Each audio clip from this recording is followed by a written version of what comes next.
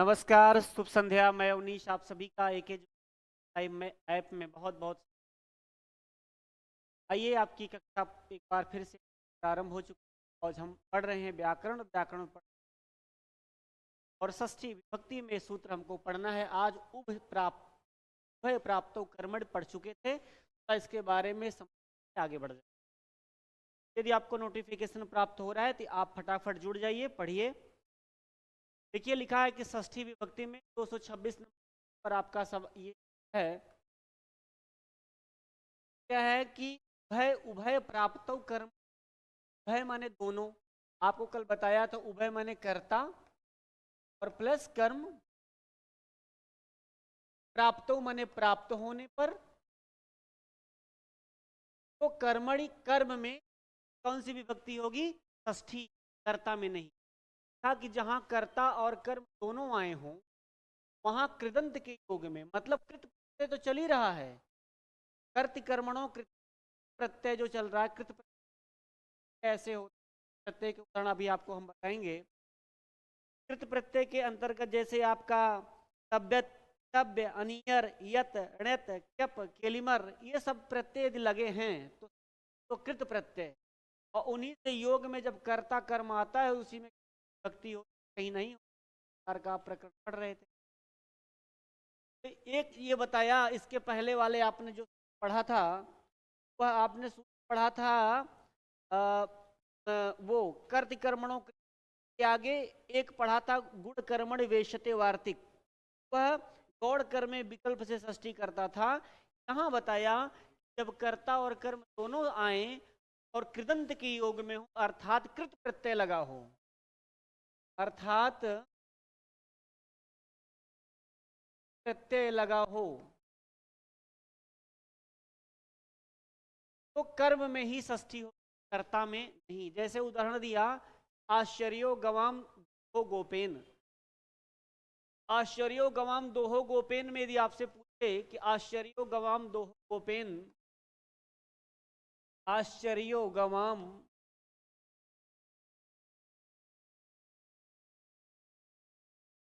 दो गो अगोपेन लिखा।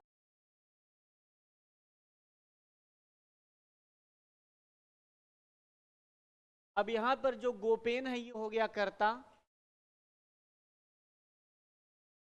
और यहां जो कर्म हो गया गवाम। कर्ता और कर्म दोनों उपस्थित हो गए। कर्ता और कर्म दोनों उपस्थित हो गए। ये यही कहा था कि जहां कर्ता और कर्म आ जाएं, कर्ता और कर्म आ गए आपके उदाहरण में। और कहा कि कृदंत के योग में, कृदंत के योग में। अब कृदंत के योग कहाँ है? यहाँ लिखा है दुह धातु से घई प्रत्यय लगता है, और ये घय प्रत्यय जो है कृदंत प्रत्यय, दोहा शब्द बन जाता है। अब ये दोहा कृत प्रत्यय के नाते कर्ता और कर्म आया तो केवल कर्म में षष्ठी हो गई, इसलिए गवाम में का विधान। आपसे परीक्षा में सवाल पूछेगा कि आश्चर्यो गवाम दोहो गोपेन, गवाम में कौन सी विभक्ति है? आप कहोगे षष्ठी। आपसे पूछा जाएगा षष्ठी, तो आप कहेंगे उभय प्राप्त कर। इसके वजह से है, बताएंगे कृदंत के वजह से, क्योंकि दोहा में कृत प्रत्यय घय प्रत्यय लगा है, दोहा शब्द बना है, दो धातु से लगता है। और घय प्रत्यय में केवल अशेष बचता है। घ प्रत्यय जो होता है ये सदा लिंग बनाता है, मतलब दोहा शब्द। बात समझ में आ गई?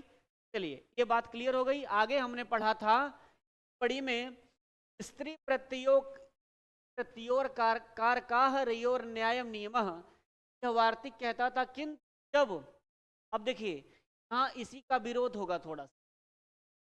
कहेंगे किंतु जब स्त्री प्रत्यय अक, अक मतलब जैसे अड़ौच प्रत्यय है, या अ हो तो कर्ता में भी षष्ठी हो जाती। यहां कहा केवल कर्म में होगी, तो बोले यहां अगर स्त्रीलिंग वाला हम कृत प्रत्यय लगाएंगे, मतलब यह भी बात फिक्स है कि कृत है, प्रत्यय स्त्रीलिंग होता है। जब बात यह आ जाएगी तब भैया कर्म में होता था, साथ साथ में कर्ता में होने, बस इतना परिवर्तन और कुछ नहीं है।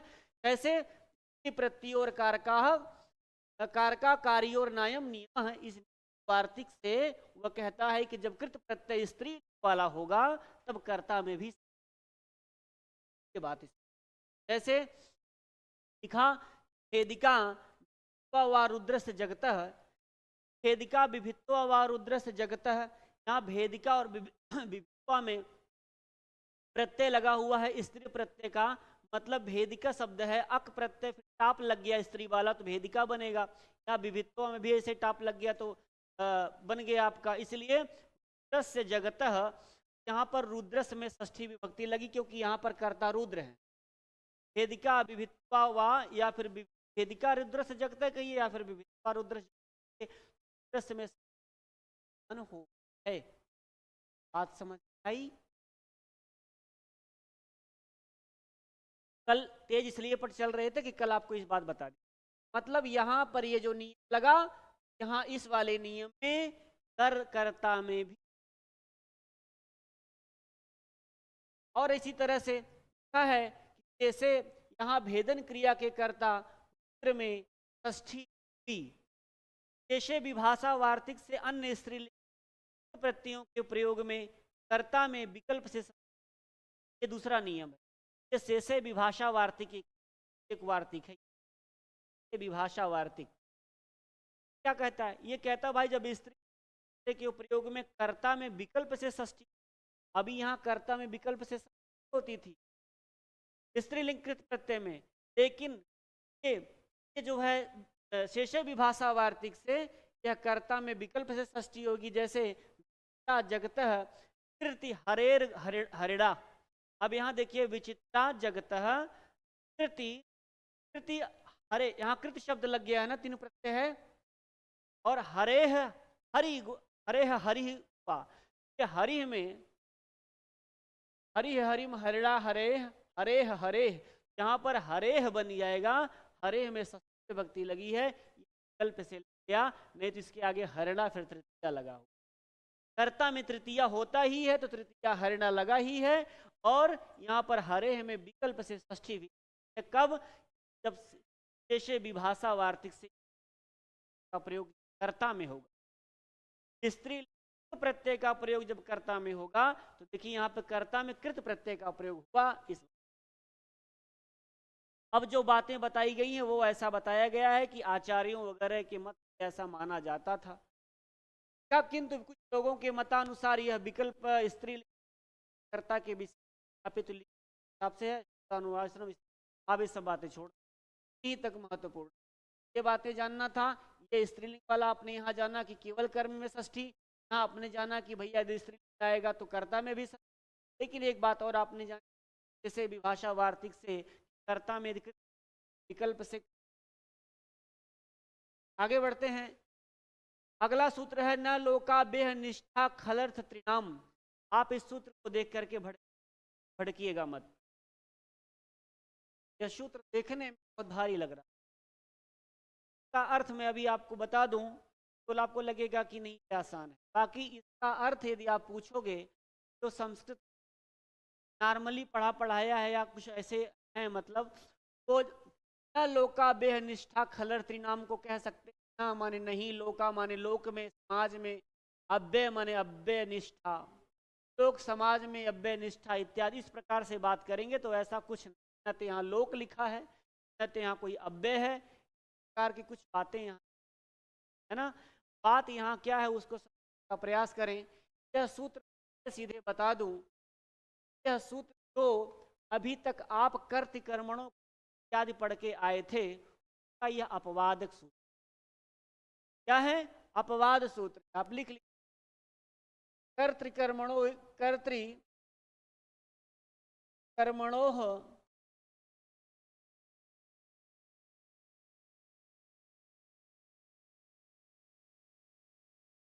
का यह अपवाद सूत्र,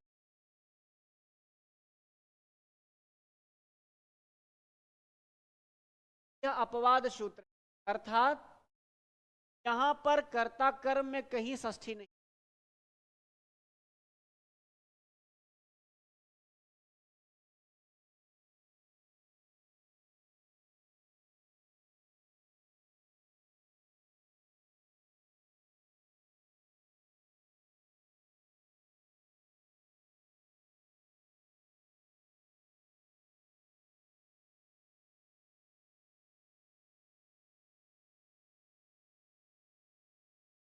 कर्ता कर्म में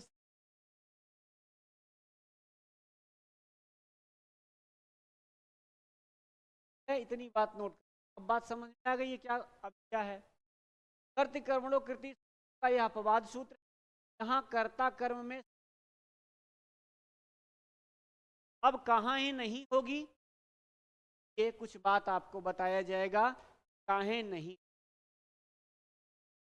देखिए बात लिखा है, न लोका अव्यय निष्ठा खलर्थ त्रिनाम, तो समझ लें। फिर यहां पर ऐसा बताया गया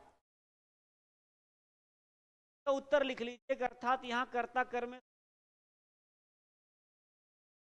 कुछ प्रत्यय की सारणी बताएंगे, उन प्रत्ययों में कर्ता कर्म में षष्ठी नहीं, प्रत्ययों की सारणी बताएंगे कि ये प्रत्यय जहां पर लगेंगे भैया वहां पर षष्ठी का विधान न होगा। यह न लोका व्यय निष्ठ कर्तृनाम, ये जो है ये अपवाद है। यहाँ लिखा हुआ है कर्तृकर्मणों कृति से सभी कृदंत प्रयोग में कर्ता तथा कर्म में का विधान किया गया था, आपने पढ़ के आया। न लोका बेसी सूत्र से कर्त कर्मणों कृति के क्षेत्र को छोटा कर देने वाला है, अर्थात इसका अर्थ है लकार के, अब अर्थ इसका क्या है इसी को समझना है आपको। मतलब इसका भाव यही है कि कर्त कर्मणों कृति का यह अपवाद है, अर्थात यहाँ कर्ता कर्म का विधान नहीं होगा, ये मना कर देता। बोले फिर लगाओगे कैसे? कहे काहे नहीं लगाओ, कहे कि हम कुछ प्रत्यय बता रहे हैं, उन यह षष्ठी भक्ति का विधान नहीं किया। वो प्रत्यय कौन है इस सूत्र में लिखा हुआ, मैं आपको कुछ बता दे रहा हूं। पहली बात तो लिखा है न, न माने आप लिखिए, न का अर्थ क्या होगा? न माने नहीं होगी षष्ठी, न माने निषेध, अर्थात षष्ठी पहले ही बात को समझने का प्रयास करें। न माने निषेध षष्ठी नहीं होती, यह सूत्र आप अच्छे से वह इस चीज ध्यान ही नहीं देंगे कि ये लिखा क्या है, न लोका व्यय निष्ठा खलर। हाँ, विद्वानों की बात नहीं करते हैं, बाकी नॉर्मल लोग जो आजकल कंपटीटिव न माने निषेध षष्ठी नहीं होती है। और यहाँ लिखा है लोका, लोक माने यहाँ तो न तो समाज है न तो लोक है की बात है। यहाँ लोक का मतलब क्या है इसको, दूसरी बात लोक। अब लोक को देखिए जरा, लोक में क्या है? तो लोक में एक प्रत्यय है, वो प्रत्यय लोक में है ल प्रत्यय, उ प्रत्यय, उक प्रत्यय। ल प्रत्यय प्रत्यय तथा उक प्रत्यय।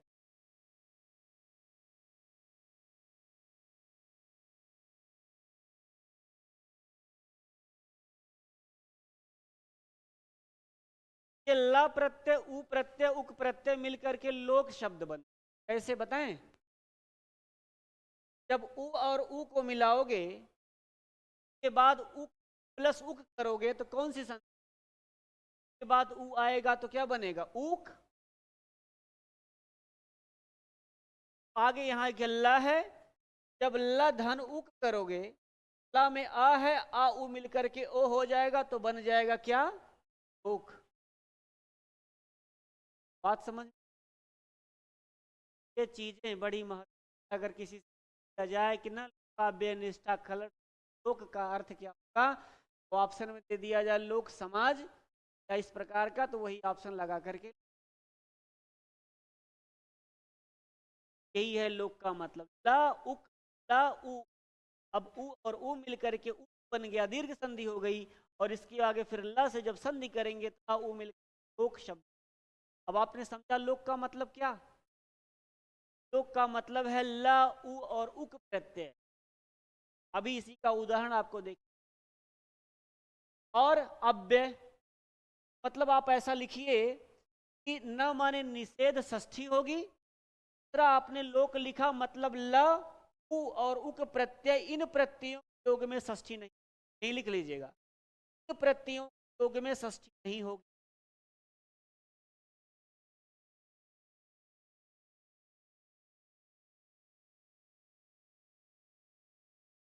प्रत्ययों के योग में षष्ठी नहीं होगी। प्रत्यय और कहाँ भैया, अव्यय, अव्यय में भी षष्ठी नहीं होगी। ज्यादातर बहुत सारे ऐसे आपके प्रत्यय हैं जो अव्यय बनाते हैं, जैसे अक्त्वा प्रत्यय है, हाँ, लेप प्रत्यय है।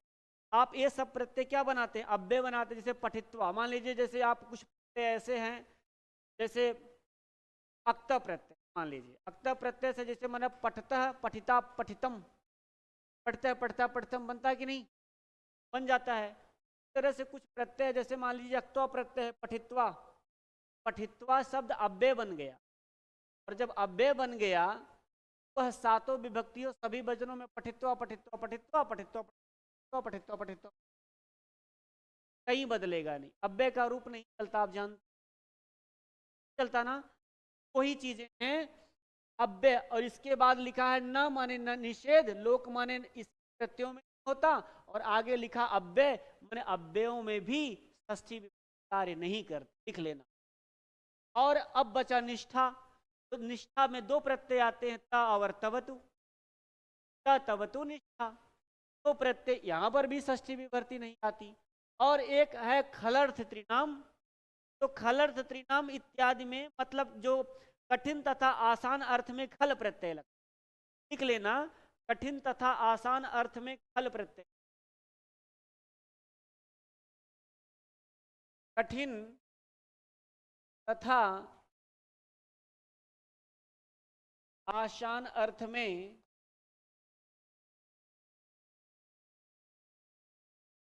खल प्रत्यय लगता है।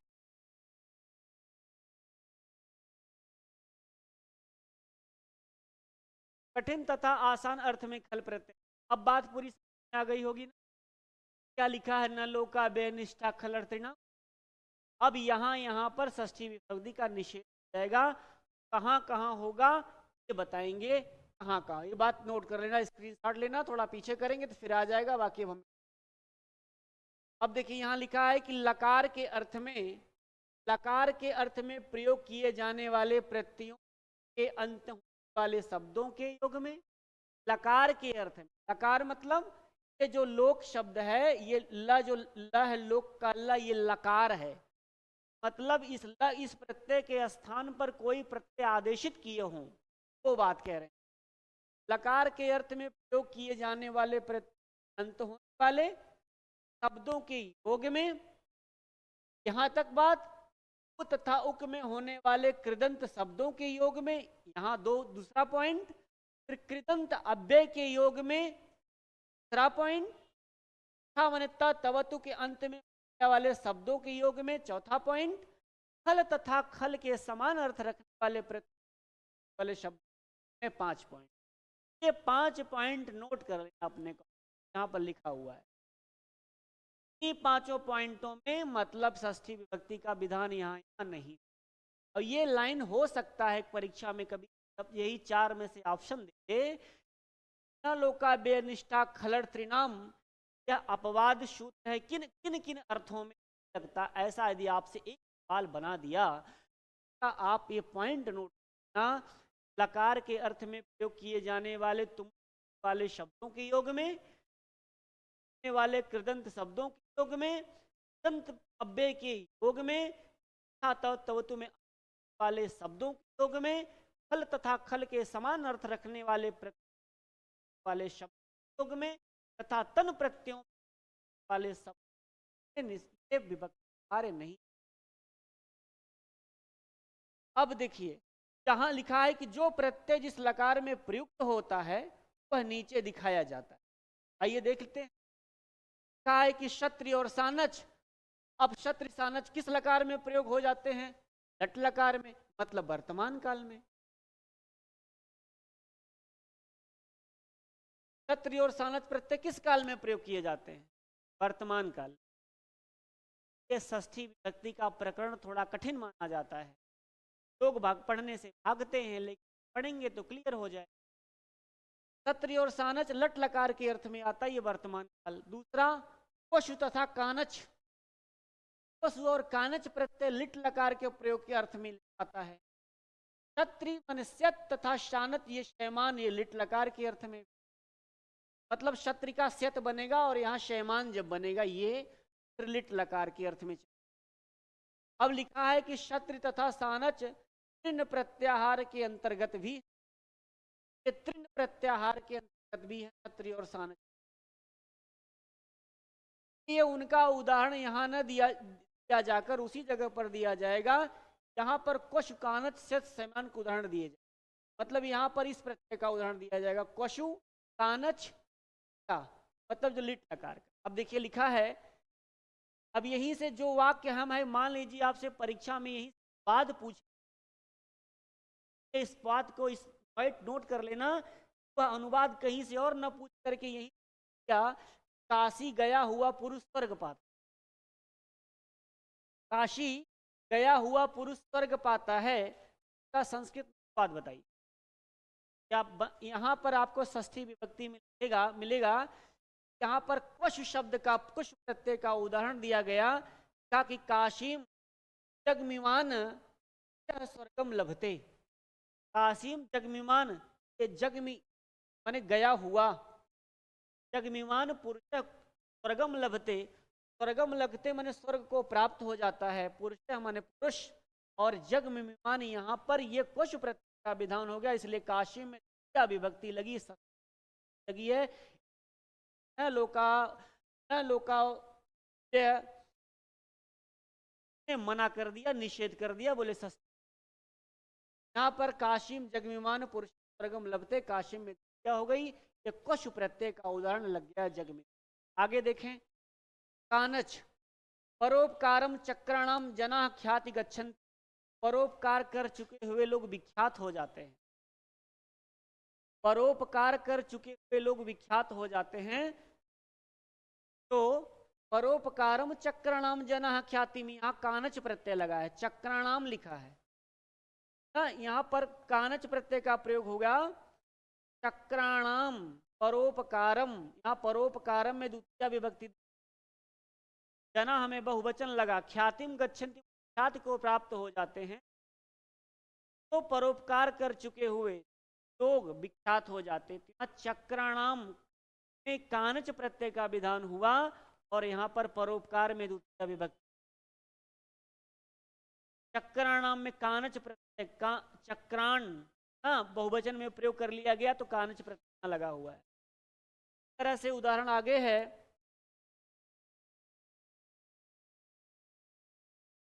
आगे उदाहरण लिखा है, शत प्रत्यय का उदाहरण लगाया, कहा कि वन्यान विनिव दुष्ट संतवान, जंगल के दुष्ट को सिखाता हुआ सा। कार का आपके सवाल में आपसे अनुवाद भी पूछा जा सकता है, ये चीजें बहुत इंपॉर्टेंट है। यहाँ तक बाबूराम सक्सेना इतनी किताब है आपकी, मतलब सिलेबस पढ़ते पढ़ते वहां ध्यान ही नहीं, अब आपको लगेगा कि यार सवाल कहाँ। जंगल के दुष्ट जीवों को खाता हुआ सा, वन्यान विनिश्चन इव दुष्ट सत्वान, जंगल के दुष्ट जीवों को सिखाता हुआ था, यहाँ शत प्रत्यय लगा, यहाँ वनिश्चन में, और संतवान वन्यान में विभक्ति हो। आगे बढ़े, इसी तरह से कुछ है नहीं, और बस उदाहरण समझ लेना है, कौन किसका उदाहरण में कौन सा वाक्य बन रहा है, ध्यान रखिए। अब शेमान का उदाहरण कह रहे कि अक्षय वटम पूज्यमाणा यात्रिण गंगा तीरे एवं स्थायंती, तो यात्री अक्षय वट की पूजा करना चाहेंगे गंगा के, आपसे मान लीजिए अनुवाद करने को कहते, तो यात्री अक्षय वट की पूजा करना चाहेंगे तो गंगा के तीर जाएंगे, इसका अनुवाद करिए। में लिखा हुआ है, शेमान का उदाहरण है, मतलब ये क्षत्रि और सानच में सानच शेमान का उदाहरण दिया, अक्षयवटम, अक्षयवटम में द्वितीय विभक्ति लगी है, और पूजमाणा यहाँ पर ये शैमान प्रत्यय का विधान हो गया, षष्ठी इत्यादि न लगी, नहीं तो फिर दृश्यमाणा यहां पर अक्षय वटस्य हो जाता, षष्ठी लग जाती भाई, षष्ठी लग जाती। यात्रिण गंगा तीरे अस्थायन्ते, मतलब यात्री गंगा के तीर में क्या करें, वहां पर टिक जाएं, ऐसा। तथा उक प्रत्यय के उदाहरण देखिए, और उक तो आपने लोक पढ़ा था, अभी आप सूत्र का जो लोक शब्द पढ़ा न लोका, लोक में कैसे बना, ये बन गया था। कहा है कि हरिम दिदिक्षु, हरिम हरि को देखने का इच्छुक, हरि को देखने का इच्छुक का अनुवाद है हरिम दिदिक्षु। हरिम में देखिए द्वितीया लगी, यहाँ हरि क्या है, हरि कर्म है, देखने की इच्छा है उसके लिए हरि को, हरि कर्म हो गया, कर्म होता होता कर्त कर्मणों कृत के द्वारा, लेकिन यहाँ मना कर दिया। यहाँ पर उ प्रत्यय मतलब ये जो लादेश है, लादेश मतलब उसके प्रत्यय जो है उसके स्थान पर आदेशित किया हुआ प्रत्यय आया, कि यहाँ पर हरिम में क्या लग गई है, षष्ठी होती नहीं, हरिम हरिम हरड़ा हरे हरे हरे बन जाता। प्रत्यय का कहा कि दैत्यान धातु को हरि, हरि दैत्य के हरा हैं, दैत्यों को मारने वाले हैं। यहाँ धातु को हरि, हरि में देखिए यहाँ पर प्रथमा विभक्ति लगी, मतलब हरि कर्ता हो गए और कर्ता उक्त हो गया। कर्ता जब उक्त हो गया तो उक्त में प्रातिपदिकार्थ लिंग परिमाण वचन मात्रे लगेगी, उक्त में प्रथमा लगती है, अनुक्त में सारी विभक्तियां कार्य करती। और यहां पर दैत्यान में, यहां पर दैत्यान में द्वितीया का बहुवचन लग गया, षष्ठी नहीं। दंतव्य प्रधानतया णमुल्त्वा, अब यहां देखिए क्या लिखा है, दंत अव्यय प्रधानतया नमूल अक्त्वा ल्यप इत्यादि लगाकर बनाए जाते हैं, उदाहरण है। अच्छा, अगर आप लघु सिद्धांत के कारक का सिद्धांत कौमुदी पढ़ते तो बहुत आसान था, कठिन। लेकिन आप बाबूराम सक्सेना को पढ़ते हैं तो बाबूराम सक्सेना कुछ उदाहरण मनगढ़ंत इधर उधर के साहित्यों के दे देते हैं, इसलिए कठिन लग जाता है वहां पर। जबकि सिलेबस में आपके, जब आप एलटी ग्रेड में आप प्रवक्ता का पढ़ते हैं तो वही सिलेबस रहता है, चाहे NET JRF higher assistant professor की तैयारी करते हैं तो वही सिलेबस रहता है, तो मध्य सिद्धांत कौमुदी का। लेकिन ये टीजीटी में बाबूराम सक्सेना उदाहरण दे करके को कोई ढंग से पढ़ाता भी नहीं है, और जो पढ़ाता है वही बातें उठा करके लिखवा देता है, लिख। अगर इससे हम जोड़ जोड़ के पढ़ाने का पूरा प्रयास किए हैं व्याकरण में, इसलिए थोड़ा सा लगता होगा कि ये कठिन। तो जब एलटी में आप पढ़ेंगे, देने जाएंगे, तो आपको इसका फायदा होगा। लिखा कृदंत अव्यय प्रधानतया णमूल त्वा ल्यप तुमुन इत्यादि लगाकर बनाए जाते हैं, मतलब णमुल प्रत्यय से लगा हुआ शब्द कृदंत बनेगा, अव्यय बनाएगा, ये भी अव्यय बनाएगा, त्वा प्रत्यय ये भी अव्यय बनाएगा, ल्यप प्रत्यय ये भी अव्यय बनाता है, तुमुन प्रत्यय भी अव्यय बनाता है। जैसे पठ धातु से तुमुन पठितुम, पठितुम अव्यय बन गया, पठितुम का रूप नहीं चलेगा, पठतुम पठतुम पठतुम पठतुम सभी में रहेगा।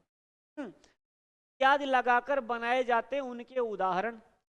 अब उनके उदाहरण बताएंगे, मतलब ये अव्यय के। अभी आपने प्रत्ययों को देख लिया, ल के स्थान पर आदेशित किए हुए प्रत्ययों को देख लिया, और उक में लोक का प्रत्यय देख लिया। इसके बाद कुछ अव्यय, अब आप यहां जो उदाहरण देखने जा रहे हो ये अव्यय, पूरा सूत्र पढ़िए, लिखा है न लोका अव्यय निष्ठा। अब अव्यय का उदाहरण पढ़ रहे हैं। अव्यय में देखिए, अव्यय में जैसे णमुल प्रत्यय का उदाहरण दिया कि स्मारम स्वगृह चरितम दाह भूतो मुरारी, अपने घर का चरित याद करके मुरारी काष्ठ हो। अब यहां कहा कि णमुल प्रत्यय यहां पर कहां लगा है, स्मारम स्वगृहम चरितम दार भूतो मुरारी। यहां पर मुरारी क्या हो गए, कर्ता हो गए, और मुरारी कर्ता उक्त है, यहां प्रथमा लगी है, षष्ठी लगी नहीं, नहीं तो कर्ता में षष्ठी विभक्ति कर्ति कर्मणों कृति लग जाती।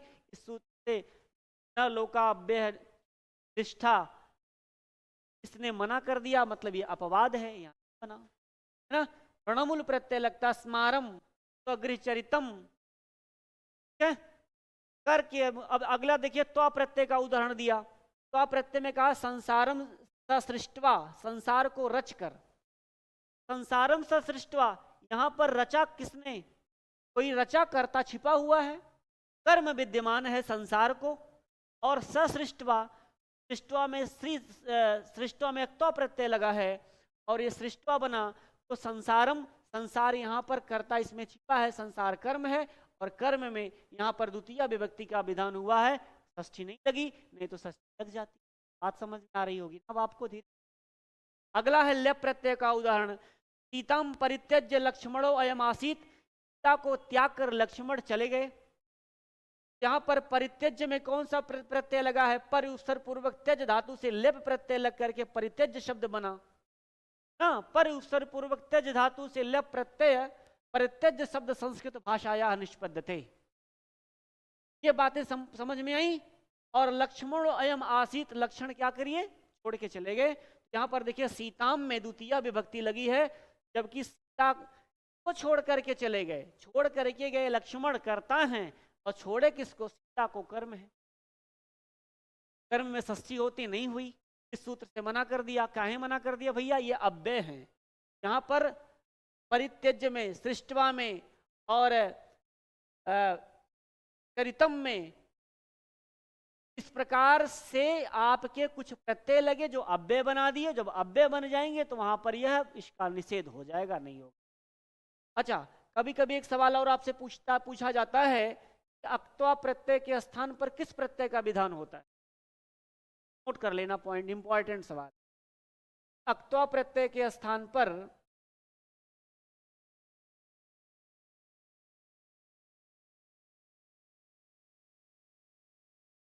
किस प्रत्यय का विधान होता है?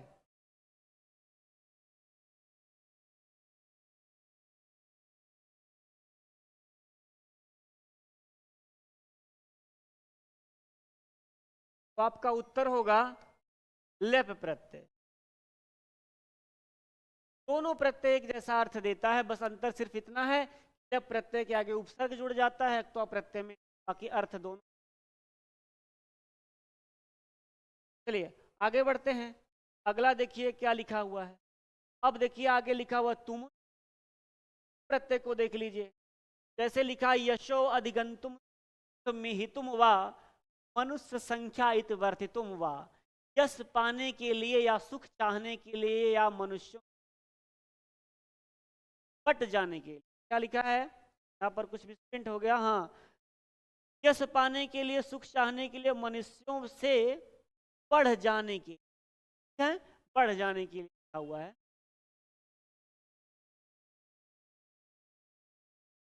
अब देखिए यशो अधिगंतुम में कौन सा प्रत्यय? तुमुन। समयितुम में कौन सा प्रत्यय? तुमुन। मनुष्य संख्या इति वर्तितुम, वर्तितुम प्रत्यय। यहां पर तुमुन प्रत्यय होने की वजह से मनुष्य, मनुष्य में यहां पर प्रथमा लगी है, मनुष्य लिखा हुआ है, नहीं तो फिर षष्ठी हो जाती तो आपका बन जाता मनुष्यस्य, रामस्य की तरह बन जाती। यह बहुवचन में प्रयोग होता तो मनुष्य नाम बन जाता। मतलब नहीं हुआ, छेद कर लिया। आगे देखें। अब त और तवत प्रत्यय के उदाहरण देख लीजिए आप। त और तवत प्रत्यय का उदाहरण, त तवत प्रत्यय निष्ठा संज्ञक होते हैं, इनकी निष्ठा संज्ञा होती है, ये भूतकालिक प्रत्यय कहलाते हैं। उनके उदाहरण देखिए। हता दैत्या, दैत्य लोग विष्णु से मार डाले गए। दैत्य लोग विष्णु से मार डाले गए। विष्णुना हता दैत्या, यहाँ पर विष्णुना हता हमें हत शब्द से अक्त प्रत्यय लगा, हतः बन गया, है ना। और दैत्याह बहुवचन लगा, विष्णुना में तृतीया मतलब विष्णु के द्वारा करण हो गया, मतलब विष्णु कर्ता हो गए और तृतीया विभक्ति लग गई, विष्णुना में तृतीया होगा, षष्ठी होगा। क्यों? अक्त प्रत्यय का विधान हो जाए कारण। अगला तवतु प्रत्यय देख लीजिए। दैत्यान हतवान विष्णु, दैत्यों को मार डाला, यहाँ पर हतमान में तवतु प्रत्यय लगा। हतमान हत, हतः हत, हत। लेकिन अच्छा, का जब रूप चलता है तो अव्यय नहीं बनता, ध्यान रखना इस बात का। अक्त प्रत्यय लगता है तो वह अव्यय तो बन, ऐसा नहीं कि इसका रूप नहीं चलता, चलता है। अगर आप हतः बनाए हन धातु से, हतः हतः भी बनेगा, हतम भी बनेगा ना, हता भी बनेगा। स्त्रीलिंग में आपका आकारांत हता बन जाएगा, हतम नपुंसकलिंग में बन सकता है, और हतः पुल्लिंग में बन जाएगा। हतः हता हतम, जैसे पठितः पठिता पठितम। लेकिन तवतु प्रत्यय लगाएंगे तो हतमान, हतवंतम, हतवतः ऐसा रूप चलेगा। हतमान, हतवंतः, हतवतः ऐसा रूप चल जाएगा, हतमान बन जाएगा। दैत्यान हतमान विष्णु, विष्णु दैत्यों को मार डाला। विष्णु ने दैत्यों को मार डाला। अब यहां पर हतमान में प्रत्यय लग गया आपका, इस वजह से यहां पर भी विभक्ति प्रथमा लगी। खल प्रत्यय, कर प्रपंचो हरिणा, अभी आपको हमने लिखवाया कठिन और आसान अर्थ में खल प्रत्यय लगता है। आपको बताया था ना, कठिन और आसान अर्थ में खल प्रत्यय लगता है, आपने लिखा होगा, कहा है ना। तरह प्रपंचो हरिणा, हरि संसार प्रपंच आराम से कर डालते हैं। हरि संसार का प्रपंच आराम से कर डाले, माने संसार में जितने प्रपंच हैं, प्रपंचों को वो चुटकी कर डालते हैं, आसानी से कर डालते हैं। और खल प्रत्यय आसान या कठिन अर्थ के लिए किया जाता है। आसान, कठिन या आसान अर्थ में, इसलिए यहां पर तरह प्रपंचो हरिणा, यहां पर हरिणा में तृतीया लगी, हरि के लिए हो गए, हरिणा में तृतीया विभक्ति का प्रयोग कर लिया गया कर्ता में। मतलब कोई और विभक्तियां लग सकती हैं लेकिन षष्ठी नहीं। प्रपंचो, प्रपंच शब्द है, सुक्रह, सुकर में शब्द में खल प्रत्यय लगा है आपका, तो ये बन गया। तृण प्रत्याहार के अंतर्गत ये प्रत्यय आते हैं। तृण प्रत्यय, तृण मतलब सूत्र का आखिरी, पढ़ रहे हैं त्रिनाम, आपने न पढ़ा, आपने लोक पढ़ा, आपने अव्यय पढ़ा, आपने निष्ठा पढ़ा, आपने खल पढ़ा, अब आप त्रिनाम पढ़ने जा रहे हैं। त्रिनाम तृण प्रत्याहार के अंतर्गत ये प्रत्यय है, जैसे शत्रु प्रत्यय तृण प्रत्यय के अंतर्गत, तृण प्रत्याहार के अंतर्गत। तानच प्रत्यय तृण प्रत्याहार के अंतर्गत आता है। चानन प्रत्यय तृण प्रत्याहार के अंतर्गत आता है। चानस प्रत्यय तृण प्रत्याहार के अंतर्गत आता है। तृण प्रत्यय इनके उदाहरण है। ये क्षत्रि से लगा हुआ, सानच लगा हुआ, शानन लगा हुआ, चानस लगा हुआ, ये सब इनके उदाहरण हैं। जैसे हम क्षत्रि प्रत्यय का उदाहरण लिखें तो बालक पश्यन, लड़के को देखता हुआ। क्षत्रि और सानच प्रत्यय जो लगते हैं वो वर्तमान क्रिया को बताते हैं, और इसमें एक साथ किसी दो कार्य का होता हुआ, जैसे लड़के को देखता हुआ जा रहा है, इसका अनुवाद बताइए तो क्या बनेगा। लड़कों को देखता हुआ बालकम पश्यन, लड़कों के देखता हुआ रमेश गच्छन, रमेश गच्छति, रमेश जा रहा है, मतलब दोनों कार्य हो सकते हैं। तो बालकम पश्यन, यहां पर जहां पर यन यन आपको पश्यन, हसन, चलन, पठन, लिखन, गच्छन के आप वहां क्षत्रि प्रत्यय, कौन सा प्रत्यय, क्षत्रि प्रत्यय लगा। लड़के को देखता हुआ, बालकः पश्यन, सानच प्रत्यय क्लेशम सहमान, दुख सकता सहता हुआ। तो सहमान में आन मान जहां आपको दिखे वहां पर सानच प्रत्यय का विधान होता है। सहमान में लग गया, क्लेशम में द्वितीया लग गई। कानन प्रत्यय लगता है तो सोमम पवमान, पवमान शब्द में आपसे पूछे पवमान शब्द में कौन सा प्रत्यय लगा है, सोम रस को छानता या परिष्कृत करता हुआ, पवमान में आपका शानन प्रत्यय का विधान है ना, शानन प्रत्यय का विधान हुआ है। आगे देखें, तरह से आप इसको एक दो बार वीडियो देख लेना, फिर बात क्लियर हो जाएगी। और कुछ हम ऐसा नहीं बता रहे हैं जो बहुत कठिन बता रहे हैं। आगे देखिए, चानस आत्मानम मंड्यमान। अब आपसे कभी कभी यहां सवाल पूछने वाला इस प्रकार से पूछा जा सकता है कि पश्यन में कौन सा प्रत्यय, सत्य प्रत्यय, सहमान में कौन सा प्रत्यय, सानच प्रत्यय, नोट कर लेना। पौमान में कौन सा प्रत्यय, शानन प्रत्यय, मंडयमान में कौन सा प्रत्यय, चानस। तो आपके दिमाग में आएगा सर पौमान में तो शानन लगा, और अगर मंडयमान पूछ लिया तो आप फिर कौन सा गड़बड़ा जाओगे, ये नोट कर लेना। ये तृण प्रत्यय माने कर्ता कटान, चटाइयों को बनाने वाला। यहाँ पर कर्ता कटान में, कर्ता में कृत कर्ता शब्द है तो कर्ता में कृ धातु से त्रिच प्रत्यय लगता है ना, त्रिच प्रत्यय। कटान काटने वाला।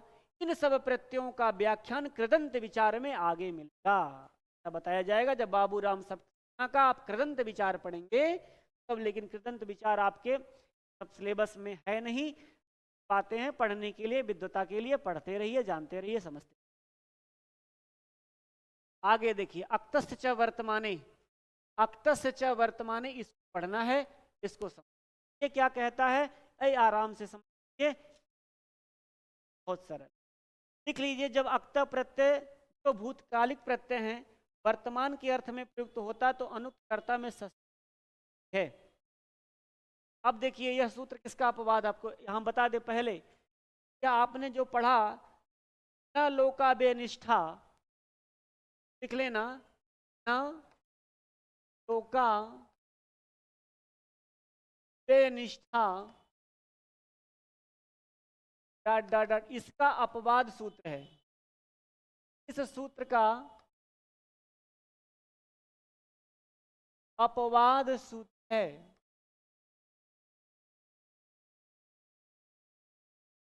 न लोका बेनिष्ठा इस सूत्र का अपवाद सूत्र,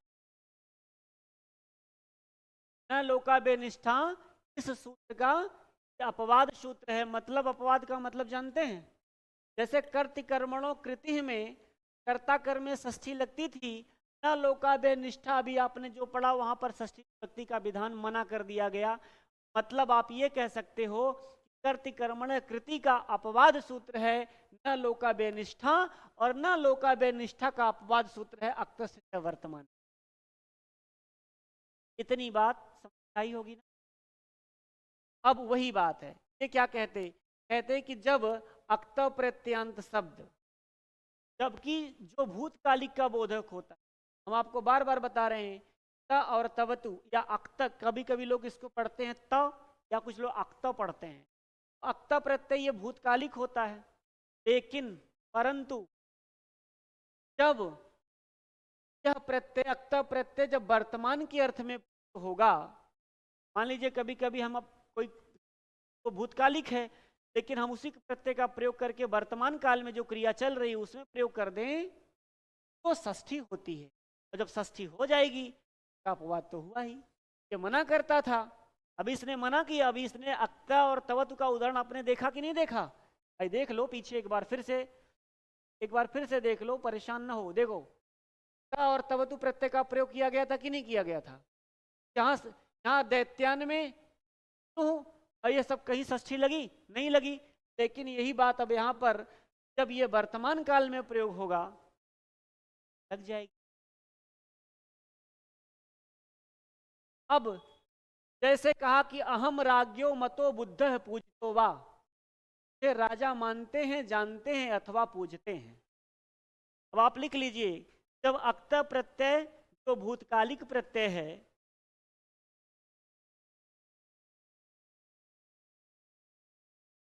अक्त प्रत्यय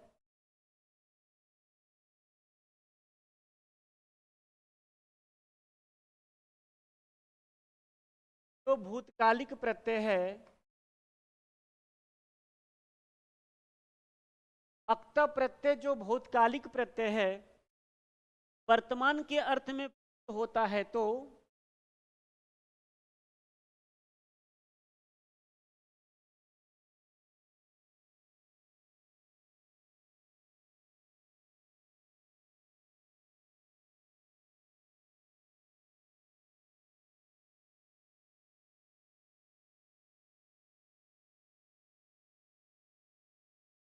अक्त प्रत्यय जो भूतकालिक प्रत्यय है वर्तमान के अर्थ में होता है तो अनुक्त कर्ता में षष्ठी विभक्ति होती है।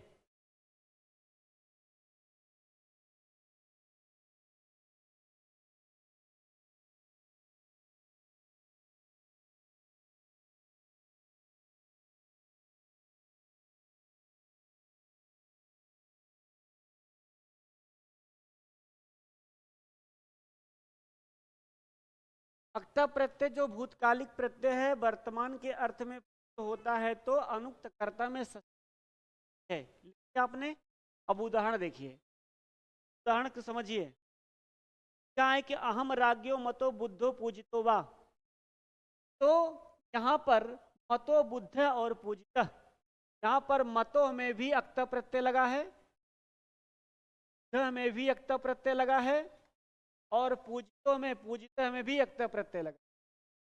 मतलब मुझे राजा मानते हैं वर्तमान की बात है, जानते हैं प्रेजेंट की बात है, अथवा पूजते यह भी है।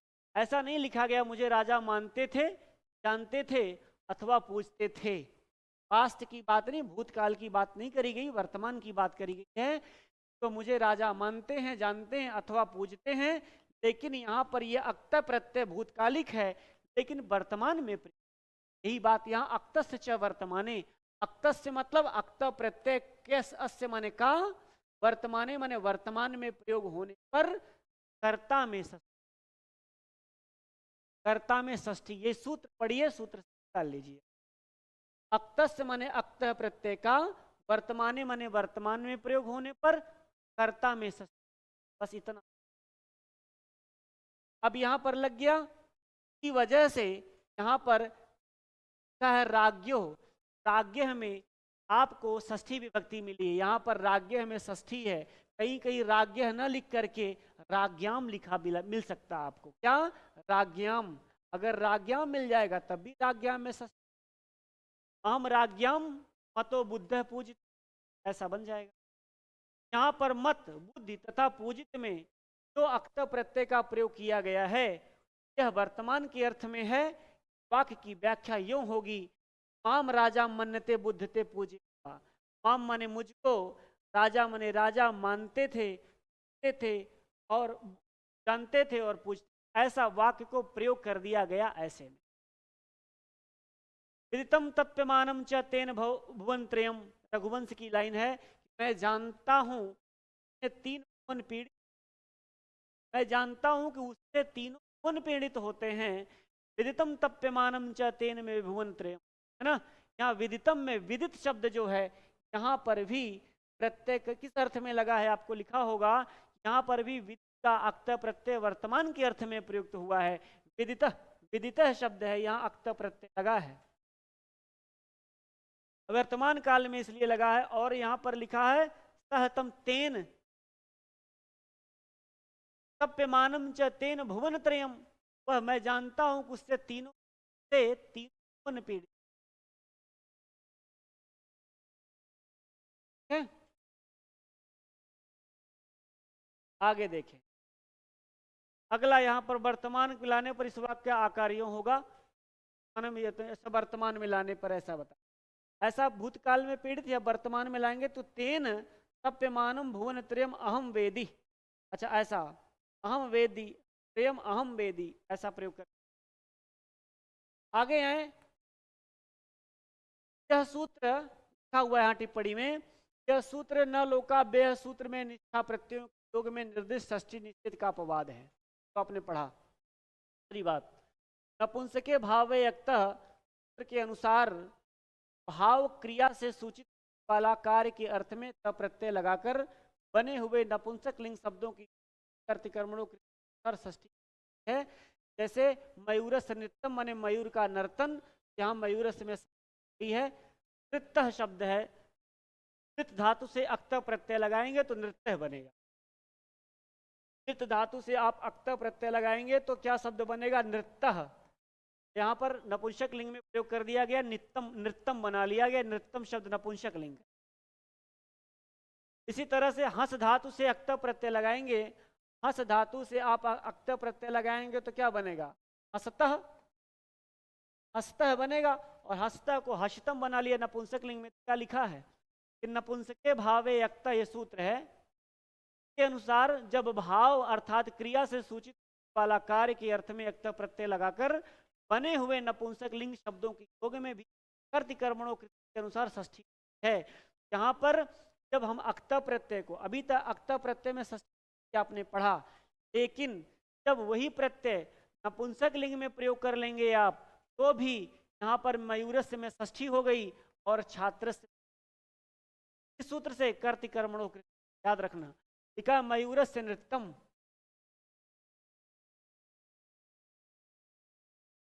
मयूरस्य नृत्यम और छात्रस्य हसितम,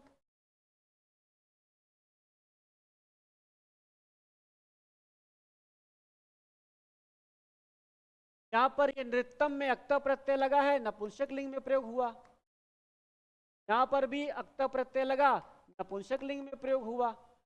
ये यहाँ मयूरस्य में यहाँ पर षष्ठी विभक्ति लगी है, किससे कर्तिकर्मणो कृत्य से, यहाँ पर भी षष्ठी लगी है, किससे कर्तिकर्मणो कृत्य से लग गई है। ये बात तो लिखे हैं, लिंगों के में कर्तिकर्मणो कृत्य के अनुसार षष्ठी हो जाती है, बन गया। आगे और पढ़ें, चलिए। षष्ठी विभक्ति बस समाप्त हो जाएगी। आज हम ये सोचे थे, आज बड़ा था काफी ज्यादा, आपको ज्यादा पढ़ना था, और अक्तस्य च वर्तमान आप पढ़ लिया। अभी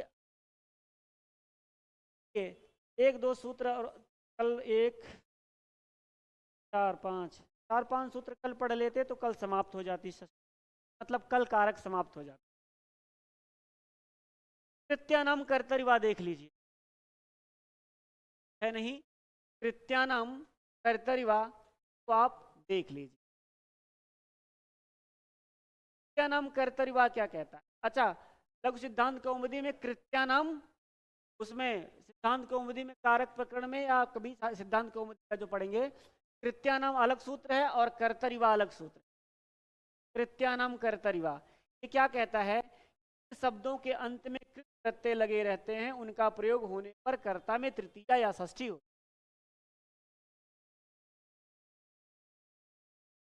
कृत क्या कहा इसने, कहा कि जब कृत प्रत्यांश शब्द का प्रयोग हो तो कर्ता और कर्म दोनों में षष्ठी नहीं होगी। यही बात तो कहा, कृत्यानाम कर्तरिवा, जब कृत प्रत्यांत शब्द का प्रयोग होगा तो कर्ता और कर्म में षष्ठी होगी, तो फिर क्या होगी, कर्ता में तृतीया या षष्ठी होगी। तो बात इन्होंने लिखा, जिन प्रत्ययों का अंत में कृत प्रत्यय लगे रहते हैं, उसका प्रयोग होने पर कर्ता या तृतीया में षष्ठी होती। उदाहरण दिया, मया पूज्य,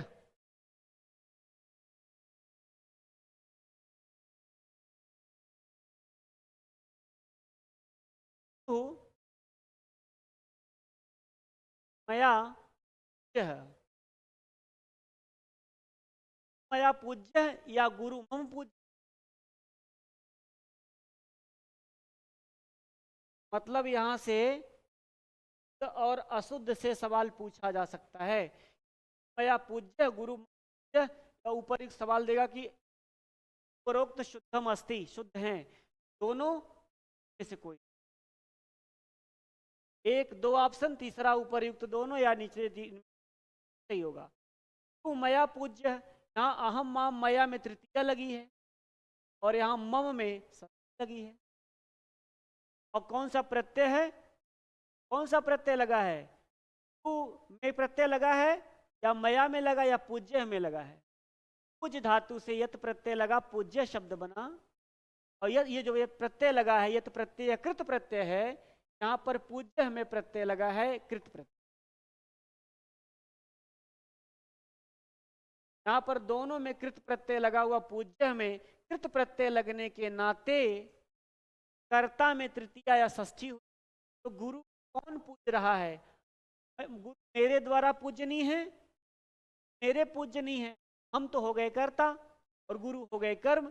यहाँ पर देखिए गुरु से प्रथमा लगी है, कौन सी विभक्ति लगी है, कर्म में लगी है प्रथमा, कर्ता में या षष्ठी हो, लेकिन कर्म में नहीं कहा भैया। होना चाहिए था गुरु मया पूज्य, गुरु में लिए पूजन, या गुरु मया मम पूज्य।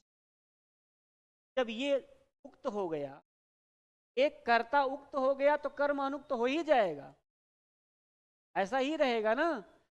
इसलिए यहाँ पर गुरु बना, प्रथमा का एक वचन लगा और यहाँ पर षष्ठी लगी, यहाँ पर क्या लगी, में कृत प्रत्यय लगने के नाते यहाँ पर परिवर्तन हो गया। यही कहा कि कृत्यानाम कर्तरि, कृत्यानाम माने कृत प्रत्यय का प्रयोग होने पर, और कर्तरि माने कर्ता में, वा माने विकल्प से लगती है षष्ठी। ठीक है, कर लेंगे। और आगे देखिए कुछ और उदाहरण देख लीजिए आप इसमें। उदाहरण क्या है, तो लिखा है कि न वंचनीया प्रभो अनुजीवति, अतो अर्हसि संतुम साधु साधुआ। न वंचनीया प्रभो अनुजीव, भृत्यों को अपने स्वामियों को न ठगना चाहिए। यहाँ पर वंचनीया शब्द है, वंचनीया में अनियर प्रत्यय लगा है,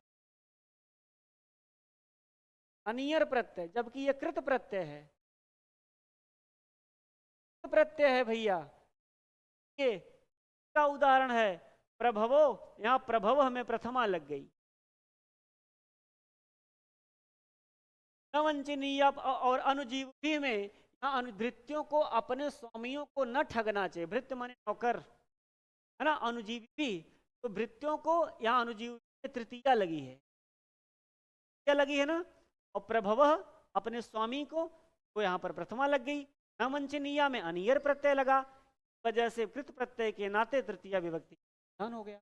आपसे सवाल ये बहुत इंपॉर्टेंट है, पूछेगा परीक्षा में कि न वंचनीय प्रभो अनुजीव भी, अनुजीव में किस यहाँ पर तृतीया लगी, आप क्या कहोगे?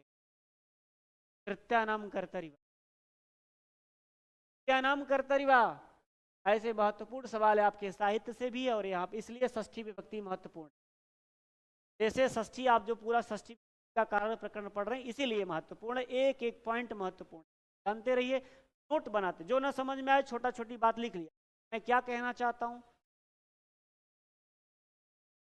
यहां स्पष्ट है कि अहम तथा अनुजीव जो कि यथार्थ करता है, यहां पर करता ये भी करता ही है, अनुजीव है ना, ये भी करता ही है। और अहम तू मया या गुरु मम, और क्या था, न वंचित या प्रभु, यहाँ अहम तथा अनुजीव जो कि यथार्थ करता है कृत क्रियाओं के साथ तृतीया या षष्ठी, बात बताना चाहते। अब ये सूत्र कल आप पढ़िएगा, ठीक है, अब ताकि ज्यादा ना हो जाए। अब यहाँ से आसान है, ज्यादा सूत्र नहीं बचा, षष्ठी चानादरे आपको पढ़ना है एक सूत्र, इसके बाद आपको जसन प्रहण नाट कथाया पिशा हिंसायाम पढ़ना है, वह प्रणय समर्थयो पढ़ना है, वह सदर से पढ़ना है, ये सब पढ़ना है। यहाँ पर आपका ज़्यादा कठिन होगा, कल कोशिश करेंगे थोड़ा सा खींच करके कारक समाप्त कर लिया जाए। ठीक है मित्रों, आज की कक्षा को यहीं पर संपन्न करेंगे, समाप्त करते हैं, कल आपसे अगली कक्षा में मिलेंगे। बहुत बहुत धन्यवाद।